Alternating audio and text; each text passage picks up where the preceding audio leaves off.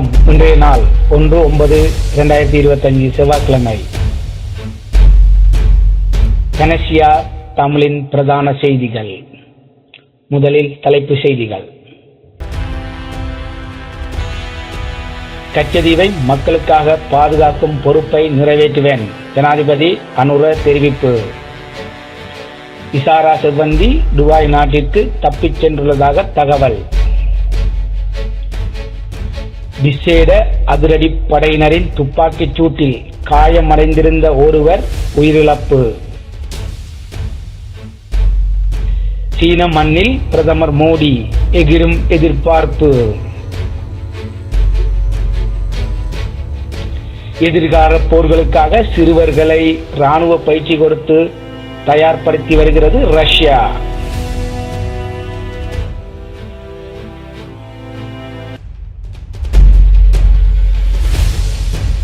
தொடர்வது விரிவான செய்திகள். முதலில் தாயக செய்திகள்.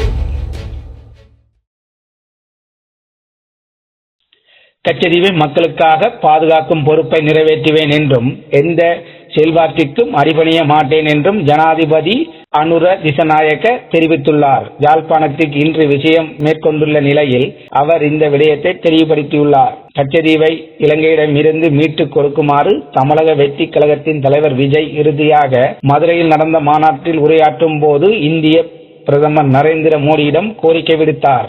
இந்த நிலையில் இதற்கு பதிலடி கொடுக்கும் முகமாக உரையாற்றியுள்ள ஜனாதிபதி அனுர கச்சதீவை பாதுகாக்கும் உரிய நடவடிக்கைகள் மேற்கொள்ளப்படும் என உறுதியளித்துள்ளார்.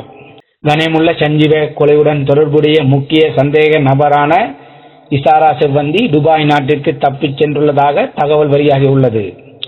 சமீபத்தில் இந்தோனேசியாவில் கைது செய்யப்பட்டு இலங்கைக்கு அழைத்து வரப்பட்ட ஹெகெல்லபத்ர பத்தமே உள்ளிட்ட குழுவினர் மீது குற்ற புலனாய்வுத்துறை விசாரணை நடத்தி வருகின்றனர்.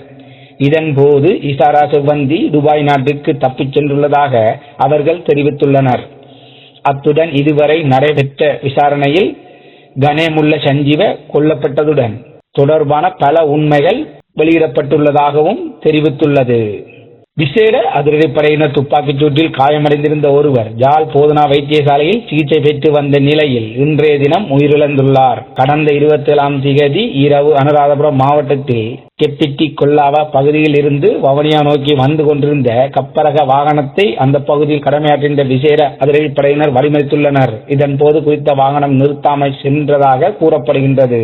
இதையடுத்து விசேட அதிரடிப்படையினர் அந்த வாகனத்தின் மீது துப்பாக்கி சூடு நடத்தப்பட்டுள்ளது. இதன் போது அதில் பயணித்த இருவர் படுகாயமடைந்திருந்தனர். காயமடைந்த இருவரும் வவுனியா பொது வைத்தியசாலை அனுமதிக்கப்பட்டுள்ளனர். அவர்களில் ஒருவர் நிலைமை கவலைக்கிடமாயிருந்த நிலையில் மேலதிக சிகிச்சைக்காக யாழ் போதனா வைத்தியசாலைக்கு மாற்றப்பட்டிருந்தார். அவர் சிகிச்சை பலனின்றி இன்றைய தினம் காலை உயிரிழந்துள்ளார். யாழ் செம்மணி மனித புதைகுழி அகழ்வில் எவ்வித மாற்றமும் இல்லை என்றும் ஜனாதிபதி அனுரகுமார திசநாயக்க தெரிவித்துள்ளார். யாழ்ப்பாணத்தில் விஜயம் மேற்கொண்டுள்ள ஜனாதிபதி மயிலிட்டி துறைமுகத்தில் வைத்து கருத்து தெரிவிக்கும் போதே அவர் மேற்கண்டவாறு குறிப்பிட்டுள்ளார். மேலும் செம்மணியில் தோண்டப்படும் மனித எச்சங்கள் தொடர்பாக நீதியான விசாரணைகள் முன்னெடுக்கப்படும் என்றும் ஜனாதிபதி இதன்போது உறுதி அளித்துள்ளார்.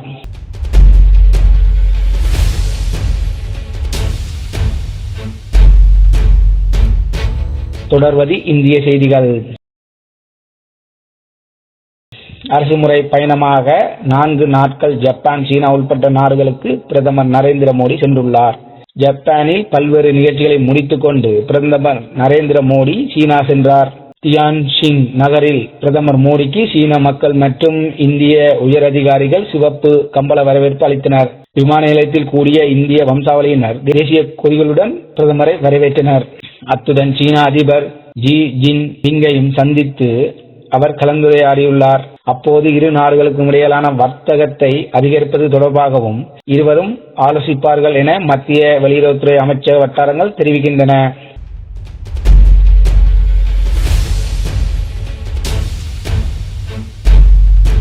தொடர்வது உலக செய்தி. ராணுவ வீரர்கள் பற்றாக்குறையால் எதிர்கால போர்களுக்காக சிறுவர்களை ராணுவ பயிற்சி கொடுத்து தயார்படுத்தி வருகிறது ரஷ்யா. ரஷ்யாவில் 10 வயதில் உள்ள சிறுவர் சிறுமிகளுக்கு ராணுவ பயிற்சி அளிக்கப்படுவது கவனம் ஈர்ப்பதாக உள்ளது. உண்மையாக துப்பாக்கிகளை கொடுத்து துப்பாக்கி சுடும் பயிற்சி, கையெறி குண்டு வீசும் பயிற்சிகள் அளிக்கப்படுகின்றன. இது தவிர ராணுவத்தினருக்கு வழங்கப்படும் உடற்பயிற்சிகளும் தற்போது தரப்படுகின்றன. உக்ரைனுடன் 3 ஆண்டுகளாக போராடி வரும் ரஷ்யா ராணுவ வீரர்கள் பற்றாக்குறையால் திணறி வருகிறது. படிப்பு போன்றவற்றுக்காக வந்துள்ளவர்கள் வலுக்கட்டாயமாக ராணுவ ஈடுபடுத்தப்படுவதாக குற்றச்சாட்டுகள் உள்ளன. இந்நிலையில் எதிர்கால போர்களுக்காக இப்போதைய சிறார்களை ரஷ்யா தயார்படுத்துவதாக தகவல் வெளியாகி அதிருப்தியை ஏற்படுத்தியுள்ளது. இத்துடன் பனேசியா தமிழின் பிரதான செய்திகள் நிறைவு பெறுகிறது. செய்திகளை உடனுக்குடன் தெரிந்து கொள்ள பனேசியா தமிழ் நியூஸ் வலையொலியை சப்ஸ்கிரைப் செய்யுங்கள். நேரலையில் www.panesiatamil.tv என்ற இணையதளம் வாயிலாக தொலைக்காட்சியை நீங்கள் பார்வையிடலாம். நன்றி, வணக்கம்.